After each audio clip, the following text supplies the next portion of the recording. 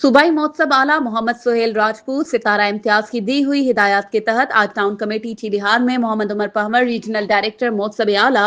थरपारकर की जानिब से खुली कचहरी मुनक्किद की गई, जिसमें रेवेन्यू, बल्दियात, सेहत समेत दीगर महकमों के अफसरान ने शिरकत की। टाउन कमेटी चीलिहार के चेयरमैन भारी राठौड़ ने आए हुए मेहमानों को वेलकम कहा। इस मौके पर रीजनल डायरेक्टर महोत्सव आला मोहम्मद उमर पहमर ने कहा कि मेरी मुकर्ररी जब से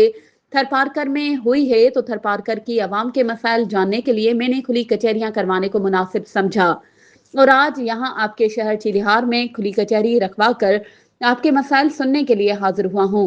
इसके बाद शहर के लोगों मुश्ताक आसमानी, शंकर बागी, रेजूमल सरतानी, प्रदीप ओझा, साजिद नोड़ियो, गुल हसन बजीर और दीगर ने मसाइल बताते हुए कहा कि अब तक टाउन कमेटी का बजट इजलास नहीं हुआ है, जिसकी वजह से मुलाजमीन तनख्वाह से महरूम हैं। यहाँ सरकारी अस्पताल को नाम तो रूरल हेल्थ सेंटर का दिया गया है, मगर ना तो मजीद अमला मुकर्रर हो सका है और ना ही बजट दी जाती है।